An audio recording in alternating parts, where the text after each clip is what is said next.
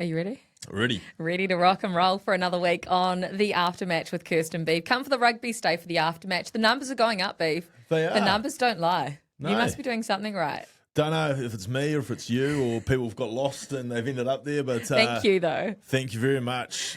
12,000. Over 12,000. On YouTube. The watched full the episode. whole episode. So thanks heaps for that, and like and subscribe. To put that into perspective, that's Moana Pacifica's entire crowd at their last home game. Brilliant. Thank you. And we're big fans, and we were there, so sort of matches Now, up. you're a big fan of the hype. The hype machine. Yep. Have you seen the hype machine in the last couple of days after the European Cup final? There is no one that celebrates and parties more than these French teams. No. La Rochelle was the same a few years ago. Toulouse, Toulon. They party like it's 1999 all over. And this time, at least, unlike La Rochelle, where their former chief was probably an average man when it came to the partying. This one's not. This one's not, yeah. Tameifuna really leaves Kerbalo in his dust as far as celebrating these titles. So, Big Ben, he's everywhere at the moment, isn't he? He is everywhere. First title with the Chiefs, first year in 2012, and then 13 years later, he's winning a European Cup. Pretty special. Pretty special. Did you see his clearance kick last week? No, I missed the clearance kick. The clearance kick was outrageous. He's got unbelievable skills For a big man. Yeah, and not just a big man. He's a huge man. And for him to have the sets of skills he has, I think a lot of that backline who are French superstars are homegrown. And obviously Bordeaux, you'll know, is a real red wine region. Yeah. But we've got a wonderful team as well. Also, something else from the last week. Yes. We've got the Rico Ioane Johnny Sexton feud. Yes. One that matches that. Maybe they haven't said anything, but Sam Cane, Peter O'Mahony. Oh, yes. They have just been named and the Barbarians together. Together. Oh, what a funny little combination that's going to be. What do you mean funny? No, the fact that they are going to be It's great. There's great. all these storylines popping up in World Rugby at the moment. Yeah, look, there's two guys that I don't know Peter at all, but I'm sure they will park that, shake hands, and enjoy what will be a wonderful week together. Who are they playing? Is it a good week? You played Babas? It's a ridiculous week. How many times? How many games? 4? Oh, so you got invited back. Yeah, got invited back. So you must have done well enough the first time around. Well, the first time I was literally on the bus. We were leaving Twickenham, I think it was. No, it was Cardiff, and Shandy, the All Black manager, came down the bus and said, who's keen on staying? And this was 210, and this was the same year that Hong Kong happened. So I wasn't in a rush to get home. New Zealand could just I could stay away for a little bit longer. So me and Ma'a stayed and did the Barbars week against the Springboks. And that's a good one. It's a great week. But hold on a minute. Do you want to play a really intense team, or would you rather just, have an opposition that isn't quite world class? Look, the week you have with them, you'd rather be playing the under 10s. Like Georgia. Yeah, no, I wouldn't want to play Georgia. You'd want to play under 10s. But look, it is what it is. You just got to front at the end of it. How does it compare to the Classics? Because the Classics are coming back. The Classics are coming back. Have you been called up for that one? I have been tapped on the shoulder. It's on a par. It's probably on a par. I don't think anything will ever top Madrid. As big as weeks as London was for the Barbars, the Madrid week with the Classics was fairly heavy. Where are the Classics playing this year? Eden Park. Against? A Pacific Island Classics before and you've put your hand up for that one? I may have the coach's clipboard. Oh, good. From what I've heard. You'd get crushed. So that's before the Scottish and Samoa game, I think it is, at Eden Park. Yeah, nice. And then later on in the year, Whanganui playing the Heartland team. I'm not sure if we're playing their Classics or the actual Heartland team. But yeah, that's later on in the year. So I think so both are good weeks. Great weeks. Great weeks. The ones you want to be a part of. Absolutely. How does those 2 weeks compare to the Rugby World Cup Champions After Party 2011? We've got a ranking order going here. Just different. Just different. Every party has its own sort of character, and it's just depending on what's going on, really. Which one topped it? Oh, the after party of the World Cup's going to be pretty tough to beat. But that was actually kept in check, I reckon. Was it? Yeah, I reckon. In hindsight, I think I kept it in check. Actually, Barbars, first time ever missed a team meeting. You didn't. Yep, first time ever. JK was the coach, actually. What happened?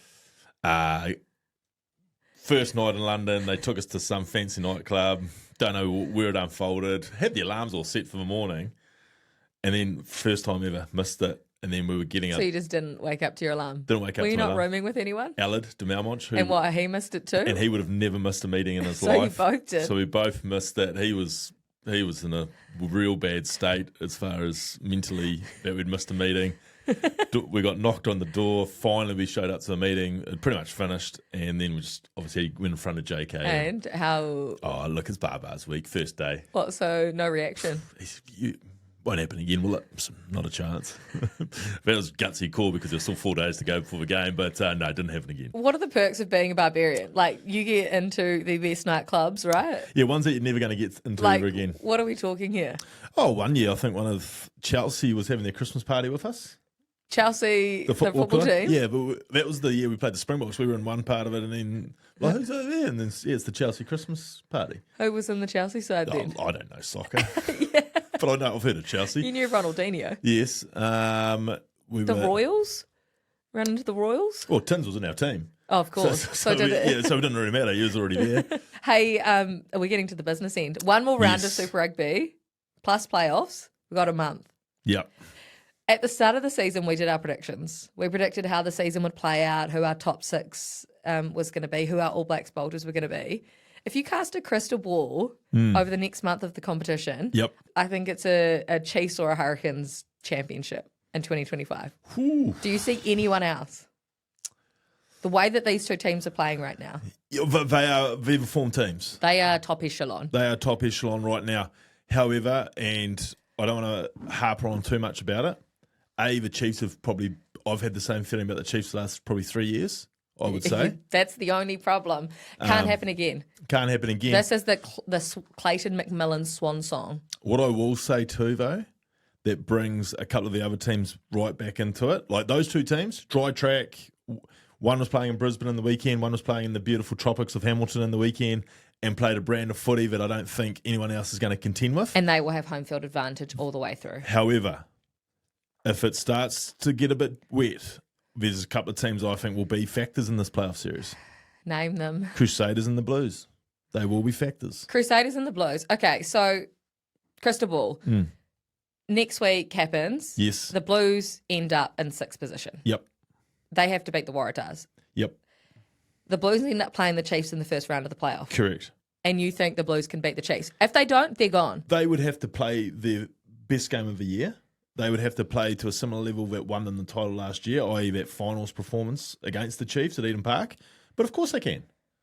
But the Chiefs right now are the hot favourite. The Chiefs will beat the Blues in the first round of they the probably playoffs. will. They probably will, Chris. But what I'm You've saying... worked it out. They Yes. will then. The Chiefs will then take on the Hurricanes because they will finish in fourth position. Correct. After beating Moana Pacifica this weekend. Yep. Rematch of last year's semi-final, but in Hamilton, not in Wellington. Not in the Cake Tin, no. Not at the Cake Tin. Arguably, are the Hurricanes playing better rugby now than they were last year? No, Another year older? No, well, that's the thing. The Hurricanes were very, very good last year. Very good. They were top of the table. But they are starting to become very, very good this year. For the Hurricanes, the difference between the Hurricanes this year and last year has to be top 2 inches. It's got nothing to do with... They were playing great last year. They're playing great now. It's whether or not those demons of, I guess, stage fright. The first 40 minutes. The first 40 minutes where they just... I think we're just caught in the headlights in that semi-final, whether that has been put to rest, whether they've had someone come in and they've talked about it and they've watched the video. I think they did watch the video, from what I hear. They rewatched the final. The semi. The semi-final. I'm pretty sure they have. And So that's how you get rid of the demons. well, yeah, as long as you can park them and they. Do you rewatch Hong Kong? No. Maybe you need to. Yeah. Just to... No, I like to carry some demons. I think it's important to have a Not few that one. demons. Yeah, I don't go back to Hong Kong often. But no, I just think as long as they've got through that, they know what they're going to be in for come finals football, then they are a massive chance in all of this. Against the Chiefs in Hamilton. Against the Chiefs in Hamilton.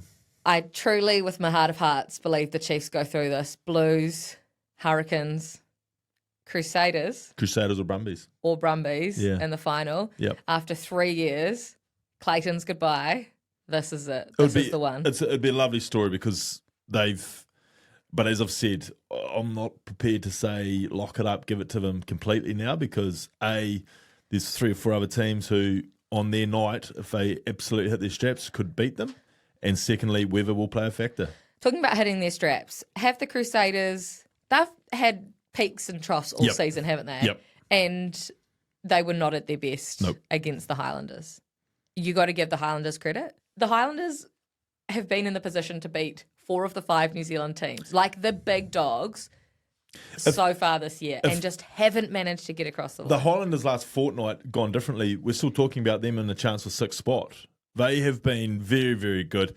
And unfortunately, and look, you can never go through a game and say, oh, those last 2 minutes or those last 3 minutes, because there's so much that happens beforehand. But the reality is... And the last few games... Moana, Hurricanes, Crusaders. I forgot about Moana as well. But remember? Even when you think about the Hurricanes game, it was a misline out here when they were in front and playing in the wrong part. For me on Friday night, they had 60 minutes of the game, maybe 50 minutes, but the back end of the first half and then all of the second half was all of them. It was all of them. And for me, they had all the momentum. Tavatavanawai was at the centre of absolutely everything. He has this ability that the ball seems to find him. And I know he goes looking, but when anything great was happening, he was at the centre of it. Fakatava had a 25-minute period there in the middle of the game when it was all Highlanders. And he looked like the Fakatava that was rushed into the All Blacks a few years ago. He was popping out from midfield scrums. When you get a midfield scrum and the platform's solid enough, you can cause all sorts of havoc when you're running direct and you've got options. And that's what Fakatava was doing. He was playing with some of the defence for the Crusaders there for a point. But then they just, for me, the Landers forwards did so much work. They got a bit gassed. And instead of using the elements, which was the win behind the Landers, they continued to play in and around that middle part of the park. And you could just feel watching, if you carry on any more phases here, guys, you're going to get turned over or going to give away penalties. And it was only turnover penalties that was repelling the Highlanders. It was the only thing that the Crusaders were really using to stop momentum was those turnover penalties. And for me, it was just a case of the Landers forwards were getting burnt that heavily that they just couldn't quite get to that next ruck or that next ruck. And that's how I think that they weren't able to capitalise. Obviously, the goal kicking, people... 5 missed goals. 5 missed goals. There was no... there was ones that they'd all want to get. But both of them. It wasn't just one. Yeah, and young Tane missed one in the first half that I think hit the upright. So those boys, they'll be whipping themselves, and unfortunately they are young boys. Yeah. And you have to go through that to be able to then front it. You can't sweep that under the carpet. You've got to go through it and go, okay, what did I do wrong here? What was I feeling? Be honest with yourself. And then next time you're in that situation, you've got to be able to put it right. You've watched the rugby. You were there live again. Yep. You've watched the rugby live, sitting next to many people. Andy Ellis, many a times so far this season.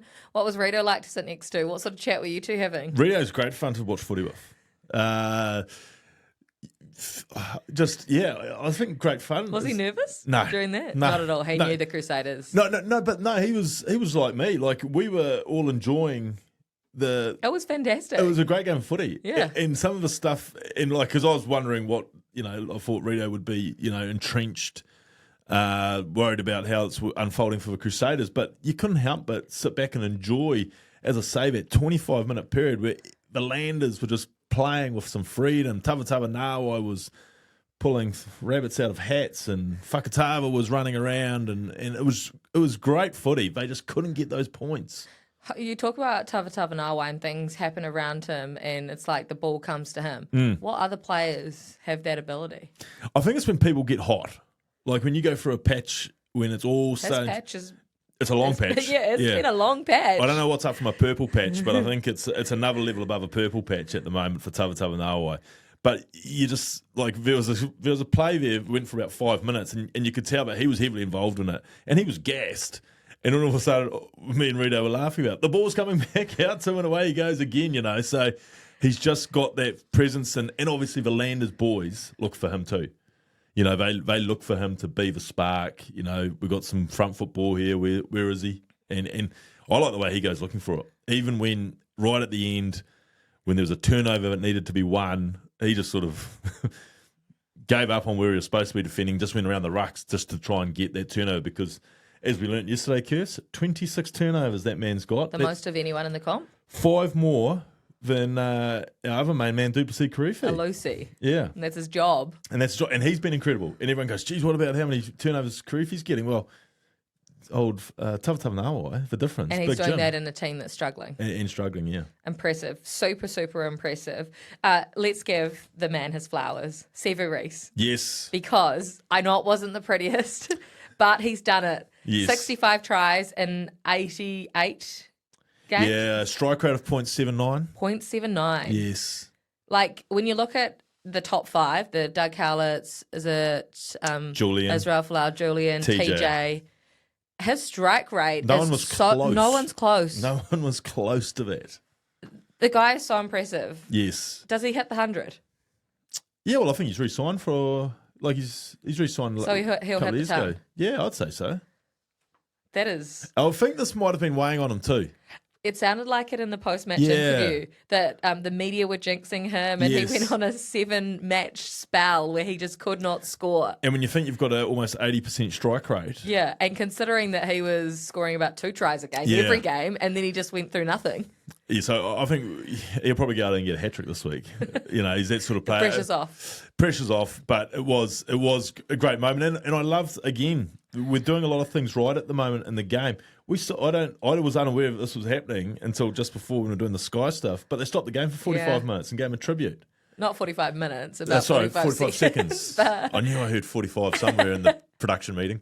Well, they did it for LeBron James, remember, in the NBA when he became the highest point scorer in history. They stopped the game and he got his flowers, and it was incredible. And I saw an AFL guy when he got his 10,000th goal or something like that, or thousandth, whatever, however many they kick. The SCG invaded it and then they get them back off. Awesome. Yeah. Maybe they should have allowed Orange Theory to get out there. And then the game would have been over. It's a pilot project, actually. But yeah, maybe if they let everyone rush out there, tap them on the back and get off. And then get back off again. There's your 45 minutes. There's your 45 minutes. That you were looking for. Yeah. The Crusaders, have they been looking a bit vulnerable? Tough to know with them. I guess it was a confrontation game. I think they probably felt that if they were going to beat the Landers, they wanted to take them on up front. But the Landers fronted. And so when teams front physically against another team that wants to dominate you physically, then it's going to turn into one of those grinds. And if you haven't got anything else to go to, that's the thing. That's the thing about the Crusaders. And they do have other things to go to, but they just didn't go to them. And they just didn't have enough ball in that second half. Yes, there was a bit of a breeze going in there. We talked to Rob Penny afterwards, and he highlighted the breeze.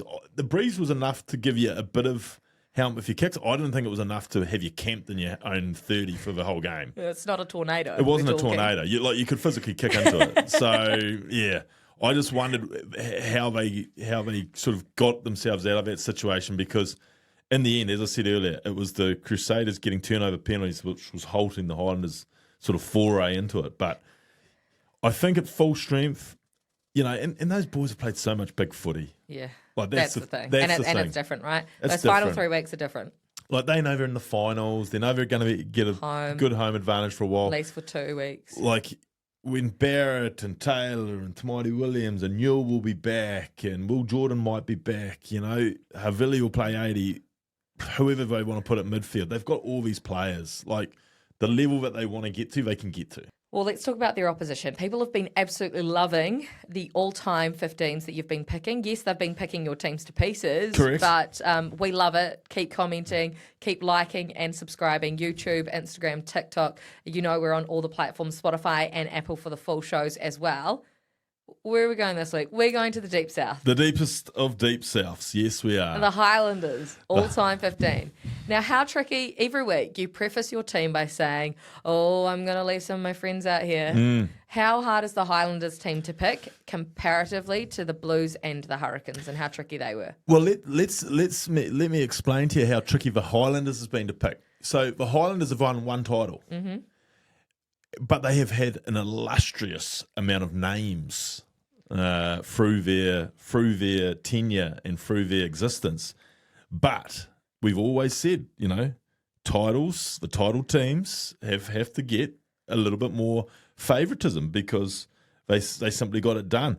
But when you look at their title team and then you compare it to some of the names who have gone through the doors there at Carisbrook and now Forsyth Bath, Jesus, it's a tough team to pick. But I'm going to go for it because you've got to remember that some of these players, they didn't win a title, but they had the party at Tony Brown's. Oh, great party. And, geez, they got close. And I actually supported them as a young fella, the Highlanders. Why? Because counties were Auckland, and I couldn't bring myself to cheer for Auckland. And I had a few favourites in the Landers. Your Mark Ellis's, your Jeff Wilsons of the world. So 99, you were I partying. was trying to party like Tony. Yeah. So here it is. The Highlanders all-time 15 is voted by the aftermatch. The front row, Hofty, Anton Oliver, and Carl Heyman. So Carl Hoft, Anton Oliver, and Carl Heyman is up front. How does that compare to the Hurricanes front row you had last week? You wouldn't want to scrum that front row. You would not want to jump into a scrum of that lot. Wow. Yeah. Jeez. There'd be some vertebrae issues after that, I'd suggest. Locks. Now, I know sometimes historically, you're younger than me. Mm-hmm. You often tell me. So only a few years. You often don't know some of the names of yesteryear. So here's two that might test you. Locks will be Simon Mailing and James Ryan. Chucky Ryan. Tell me more. How good were these two? Don Mailing, he was an All Black in the era of the Heymans and what have you. And James Ryan, Chucky Ryan, he was a very, very aggressive redhead. Not natured aggressive, just his hair was very aggressively red. Fiery. Think Finlay Christie on a 6'7" man. Mm-hmm. That's what it looked like. He was my age, played New Zealand Colts with Chuck. He was the bolter that played against the Lions in 2005, and then just had a real run of bad injuries, which finished his career long before it should have. And now I think Chuck's living in Switzerland. He must have a bit of money. Brains. Yes, he's doing something. He did tell me. I saw him there a couple of years ago, and he's doing something intelligent. Oh, very good. Maybe banking or something. I don't know. That would be right. Yes. Chocolate or banking. Yes. Yeah, it wasn't chocolate. The loose forward trio. This is from a yesteryear era. This is what I look forward to, because our loose trios that we've got so far, all time. Well, strap yourselves in because this ain't bad. Tane Randall, former All Black captain, Landers captain, he's your number 6. Josh Cromfeld, one of the all-time greatest number 7s to lace up a boot, is your number 7. And number 8, of course, the Highlanders' inspirational leader that helped them get that title was Nasi Manu. But I just couldn't go past Isi Tolamaka. Used to love watching him as a kid. When he was fully fit, he used to skittle people. Only the likes of Sione Loaki I've seen do it similar from that position. He was a wrecking ball, Isi Tolamaka. Nasi Manu sacrificed his entire nose. His nose was broken about 8 times for this team, and you couldn't find a place for him. Well, I mean, even Nasi would appreciate Isi Tola's absolute brilliance. Made the All Blacks too, on the back of a couple of good years for Landers, Isi Tolamaka. Number 9, I was going to say who else but Aaron Smith, but absolutely Aaron Smith. Byron Kelleher. Didn't come close. Your old mate. My old mate. He was the 9 when they had the party at Tony Brown's. But Aaron Smith. But Aaron Smith's Aaron Smith. One of the greatest in the world. Not just of all time. Down there at the Highlanders. 10 was a real tough one for me. But talk me through it. Well, Tony Brown, one of the greats.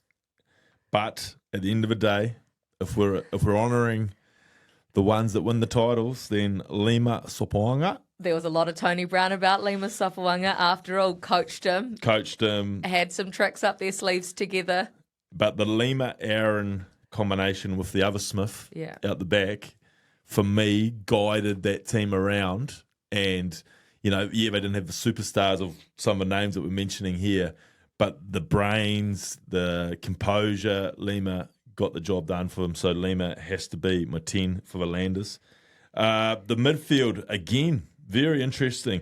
And I reckon if I would do this in 2 or 3 years' time, the guy that we've talked a lot about would probably get a start in Tavatavanawai, but I just couldn't give it to him after 1 year. So I've actually gone John Leslie, one of the heroes before he went and played for Scotland.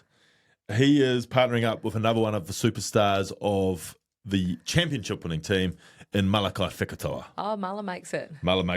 He was a walk-in. He was one of the first I put down. The wingers, the golden one, Yes. The King of Carisbrook, Jeff Wilson, and Naholo. Has to be. Has to be. The man that's got a chant named after him. Still, wherever you go in rugby circles around the world, they chant Waisake Naholo. And 15 was an absolute no-brainer.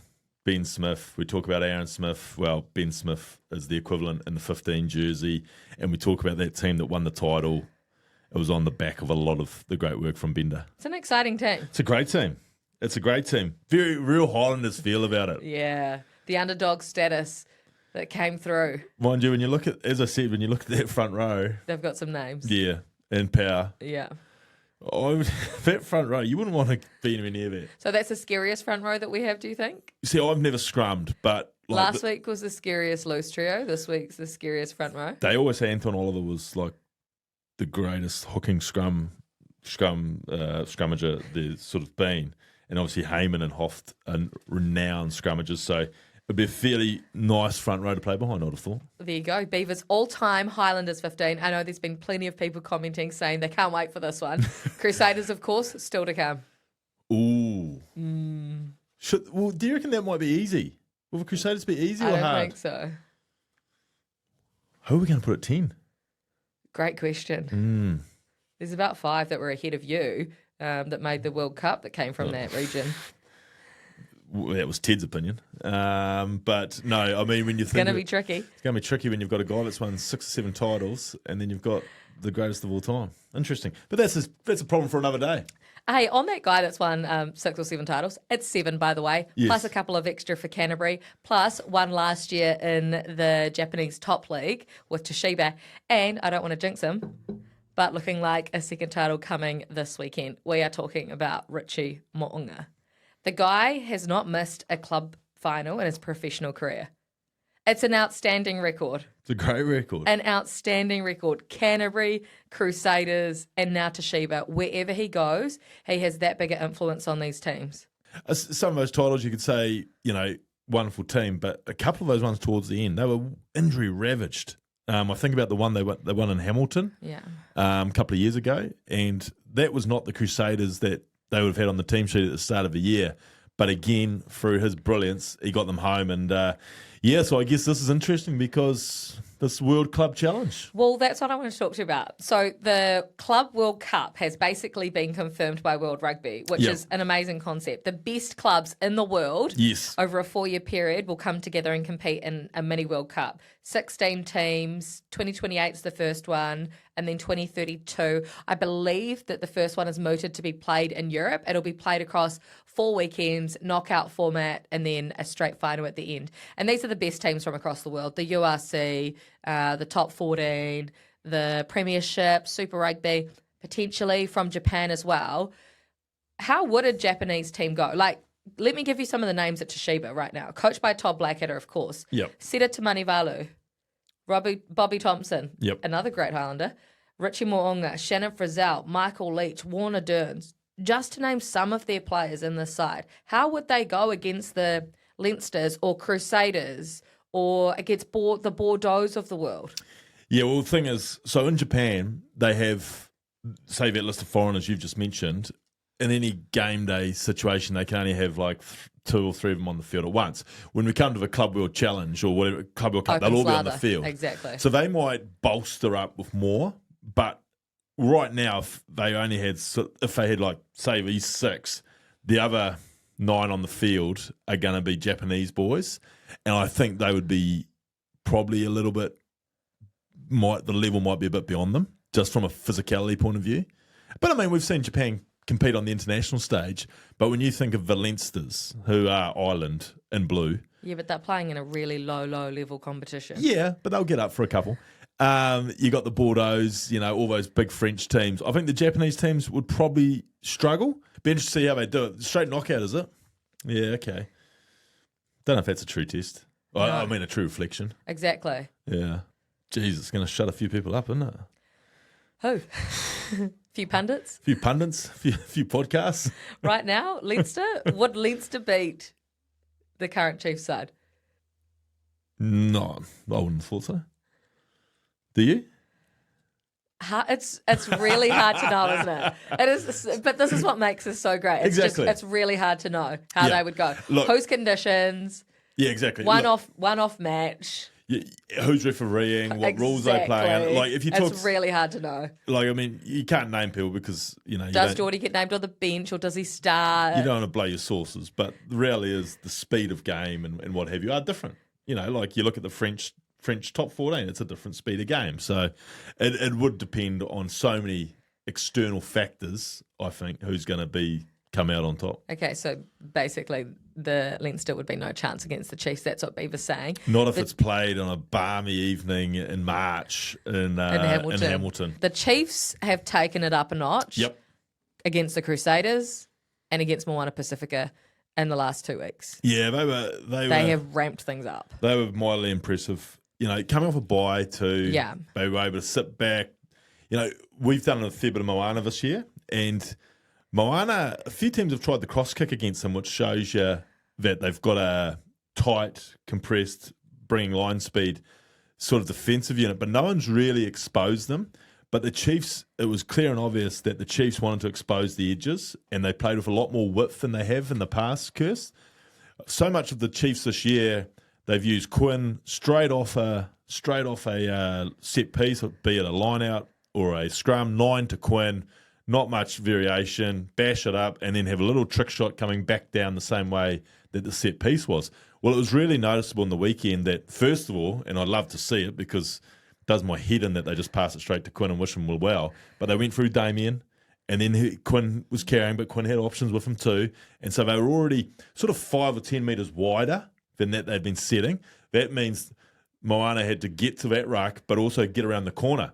And what the Chiefs were doing this time round that they haven't done all year is actually they didn't wait for forwards to get around the corner. They just got that first ruck nice and quick off the back of a Quinn carry or a Rona carry and went straight to Damien, Stevenson, Narawa or Carter and just went bang, bang, you know. And that for me highlighted that they've identified the width was going to be their friend. And then it also highlighted the fact that Moana had to keep going back to rucks. They had to keep moving. They weren't able to play the game that they had against the Blues where they could physically dominate the Blues because the Blues tried to come through the middle, Moana fronted, and then there was slow rucks, get your line reset, go again, where the Chiefs was all about pace of game. And they got to the edges. Then they got their forwards to carry through the middle, but then they were carrying quickly. Or the amount of tip-ons, the amount of footwork from your Vais and Wallace Satidis, they just couldn't get set, and they were playing at a pace of game. And when you're playing at a pace of game with Ratama and McKenzie and Stevenson just floating around rucks, and you're not set defensively, it is a long, long night at the office. Yeah, it's an absolute nightmare. Yeah. And you could see a couple of beautiful little bits of vision from both McKenzie and Stevenson where they swung from one side to the other and could pick on a prop and what have you. It was beautiful to watch. I wanted to talk to you about Shaun Stevenson because it was an incredible team performance. Every single player played their role perfectly on the weekend. But Shaun Stevenson, how are we letting this guy go from New Zealand rugby? He has not reached his potential yet, has he? No, and look, I don't think he's had a year so far to compare to his 23 year, where he got his All Black cap and he got his one cap, and everyone was saying should he go sneak into the World Cup team, blah blah blah. He hasn't reached those heights, but on Saturday night he did. Yeah. And for me, it was a couple of things. It was I explained how the Chiefs were playing, and they were going the same way on attack, and he was so critical to setting away Carter and Narawa and Gideon Rampling because he was the pressure pass from McKenzie to then free up the last attacker once they got to the edges. The other thing for me is he was busier. Like he hasn't been as busy as he was, and I don't know if it was because, like I just explained, the game flowed towards him, but he was a lot busier, a lot more involvements. Instead of just sort of floating around the rucks, he was actually getting his hands on the ball. So by far his best game of the year. When he plays like that, you do look at it and think, how's he not even being talked about as an All Black? I guess with him moving overseas, though. Yes. People aren't talking about Mark Taylor either. No, and the horses bolted a bit with Shaun. I think everyone saw just after last year not getting picked for the All Blacks, I guess everyone sort of just gone, well... He's out of the frame. He's not what these coaches want. But yeah, when you see him play like he did on Saturday night, you do wonder, do we have that many players in this country that we can be letting him go to the airport? you talk about the horse bolting potentially for shooter, but potentially the horse is still coming. Simon Parker. Yes. People are talking this guy up. Who the heck was Simon Parker before this season? So he's been in that part of the world. I won't say our part of the world because we're a nationwide, worldwide podcast. But the Chiefs and Waikato area, Simon Parker's had massive raps on him. 6'6". Yep. Loose forward. Yeah. He's very South African framed. Yeah. As far as the loose forward goes. First came onto the scene really as a number 8, but then he's had probably 3 years of just major injury after major injury. He hasn't even been able to get a run of NPC games really. And now he's got an extended run. He's keeping Sammy Penny-Finau on the bench. He's a big body. He's not the explosive athlete that a Sammy Penny-Finau is, but I guess with Wallace Satiti there, yeah, he complements Luke Jacobson and Wallace Satiti so well that Clayton just can't not pick him at the moment. How old is the guy? He wouldn't be 25. So he's young. Yeah, he's young. So is he, because we know the All Blacks are short of sixes, is he the type of player that we'd be looking at for international rugby? Well, he's, as you mentioned, his dimensions. He's big. He's a big unit. And when you look at, probably Artie's going to be there, Lakai's going to be there, Lukey Jacobson's going to be there. They're not hugely tall men. He does offer a point of difference. So who knows if the Chiefs run deep into this competition, which we presume that they're going to. He's put together a fairly good campaign so far. When you talk about rugby perfection, I saw someone the other day talking about the greatest All Blacks team of all time. Yes. There's no question what team it is there? No, it's not. What is the greatest All Blacks team of all time? The World Cup 2015 team. Why are they so much better than every other All Blacks side that has ever been put out there? Well, first of all, they went and won the World Cup. And that, I guess, if the aftermatch is anything to go by, we put a lot of weight on the title-winning teams. But then you go through some of the players and you think, if you were ever to name an All Black all-time 15... Which people want us to do. We will. It's not All Black season yet. Just hold off. How many of them would feature? And I would go as far to say almost half would. Almost half. 7 or 8 players. And when you think that's one team over 100 years of, a team that's won 90% of their games, that is a massive statement. But you would think almost half of them would be in an all-time team. Did that come through on the thread, did it? We did have a question, and I'm skipping ahead to instant reaction here, but we did have a question from EJ Smith, who said, who stops Artie from being the Hurricanes' greatest number 7 ever? Nobody. The question should be, does Artie make the All Blacks all-time 15? I think he's such a freak, you'd throw him in at number 8 over Zinzan, Reid, etc. if Richie's at 7. I know this is a conversation for another day because you want to name an all-time All Blacks 15. Yep. But where does Artie sit? That's a good conversation. It's a great conversation. And stay tuned. Like and subscribe. We'll get into that later on this year. How many subscribers do we have to get for you to name your all-time All Blacks 15? Well, if half of those 12,000 that downloaded on YouTube over the weekend, maybe we do that. A few more subscribers, Beav saying. A few more likes, a few more subscriptions. Don't forget, if you want us to talk about anything on the program, just like EJ and everyone else, just comment or send us a DM exactly what you want to hear from us, and we will get into it. The Jonah Awards. Yes. The Jonah Awards have 2 more votes today and next week, and our Super Rugby MVP will be named. That's what the people decided. Remember, decided. They want a regular season MVP and then they want a finals MVP to reward those extra teams. This is the Jonah Lomu medal. Ardie Savea sits outright on top, 3 points. Damian McKenzie sits second on 2 points. And then there's a raft of about 10 or 12 people that are all on a single point. Correct. Where are you going after round 15? Well, I mean, obviously I looked at the game closely in Christchurch, and my player of the day was in the losing team in Tavatavanawai. I thought he was outstanding. He still gets a certificate. He gets a certificate, maybe a Moro bar. And the Chiefs was just a team demolition. Obviously, Leroy Carter would have probably been tuning in today to get his first, but Leroy, you have to wait another week. But no, we go to what ended up being the match of the round. and that was the 4v5 in Brisbane. And it was a great game of footy, Curse. I don't know how much you saw it. It was a wonderful game of footy. And the main man for the Hurricanes, who at the start of the year, I may have put some financial investment into being the Super Rugby official player of the year. So he's let me down there. But we will give him a round here. Cam Roigard. Whenever there was a big moment needed, he was doing it. The Hurricanes are playing him for about 75 minutes. Good. These days. 80 last week. Yeah. Nadi only took him off just at the end, but he was massive. Huge clash, personal clash with McDermott. Yeah, that was great. And both were up for it. Yeah, well, and it would have been personal. It would have been personal. McDermott was great too.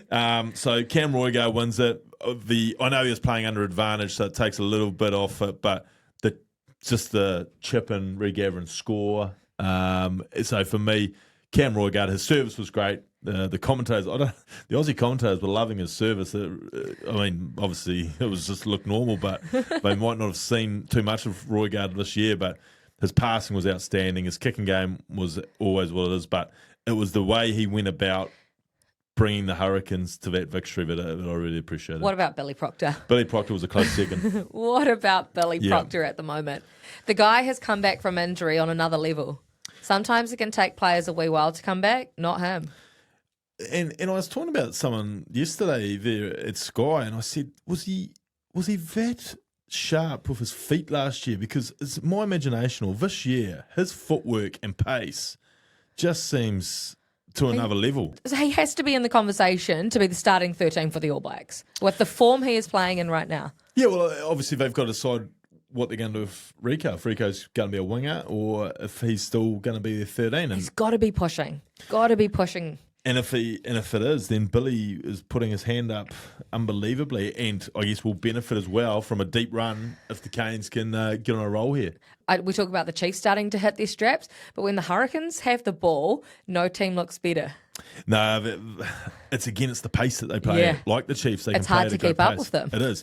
And it's so exciting to watch. You mentioned Peter Lakai, but my word, that loose forward trio between Shields, Lakai, and Dupes. And then they bring on Flanders was back in the weekend, which was great to see. It's depth. And boy, Shields, a few people ran to him and he just chopped them in half. How good has it been having that guy back in New Zealand for the last couple of years? He has been hugely influential to that side and to Wellington. Just an experienced player.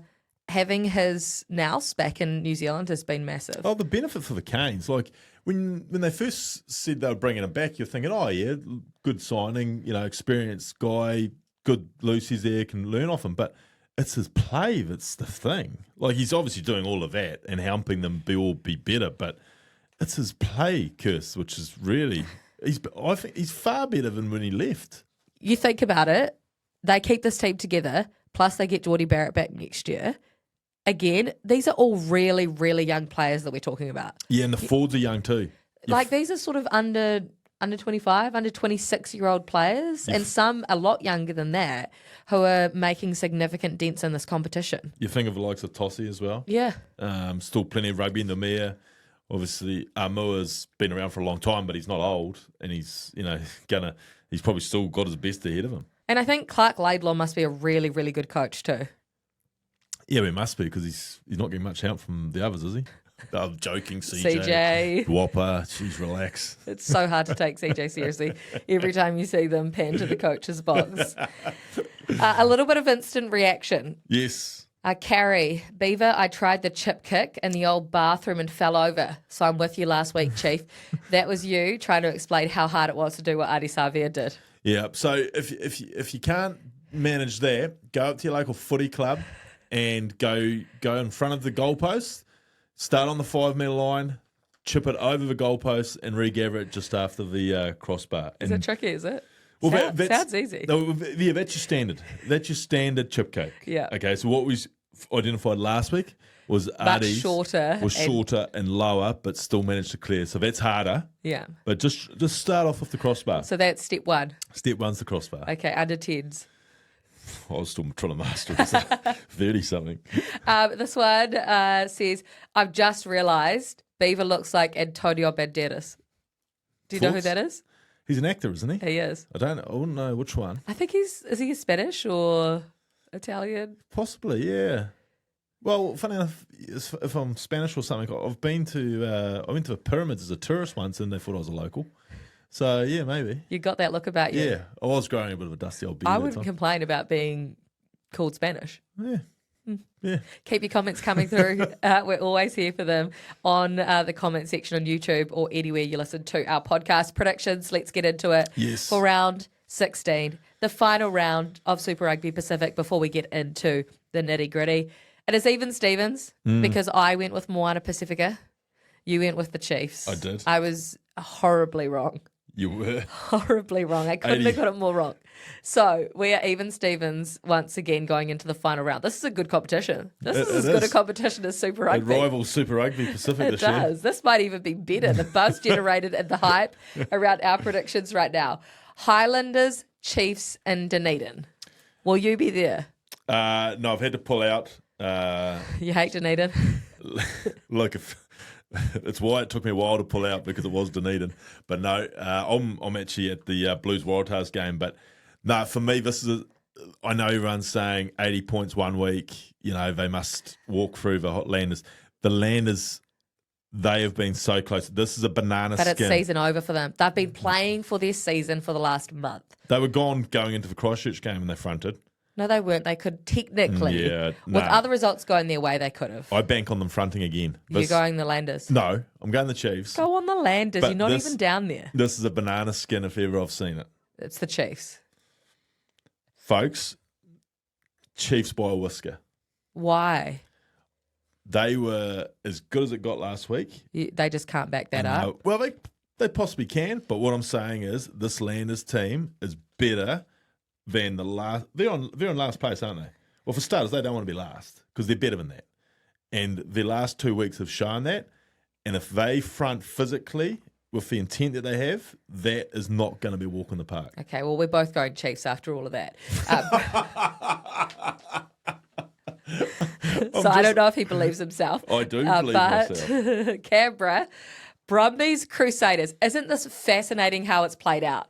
That 2 versus 3 on the table right now play each other in the final round to determine who goes 2, 3, or 1, depending on what happens in Dunedin. So again, this is before teams come out. Noah Lolasia, what are we hearing there?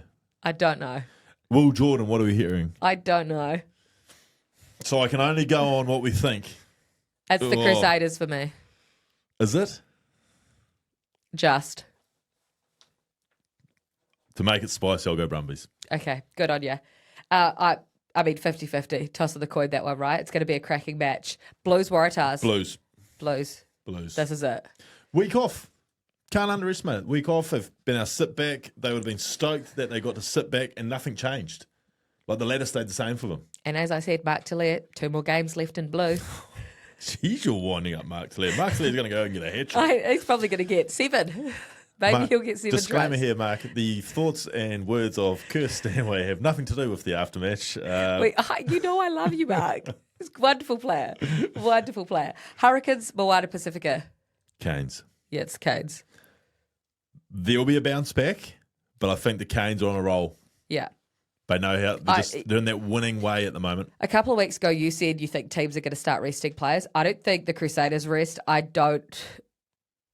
The Chiefs, they've just come off a bye. Chiefs aren't resting. Maybe they'll put a couple on the bench that would have started, but I don't see them straying from the 23. And I don't see the Hurricanes doing that either, unless the Ruben Love elbow injury that he picked up potentially. But honestly, I think they're going to put their strongest teams out there. They have to. They all have to. And they're going to have really, really strong first round of the playoff matches too. Yeah, the Canes don't want to give up 4th spot now. And the Chiefs don't want to give up top spot. And the Reds are behind the Hurricanes. The Reds have got the draw. Reds win that, and the Canes don't. They jump up. They jump. So second life chance. It's important. So both Hurricanes, Reds, drawer. Reds. There it is. Done. Brumbies and the Crusaders will determine it. Yeah, but the Chiefs finished 1 for you? Yeah. They have to. And the Crusaders. For you, the Brumbies finished 2. Crusaders for me too. Yes. It's game on. There you go. Round 16 of Super Rugby. Any final thoughts? Jeez, I'm underprepared for my final thoughts. No, wonderful weekend of rugby ahead of us. Cannot wait. How good Super Rugby? That's brilliant. Thanks so much for joining us on the Aftermatch. We'll see you next week.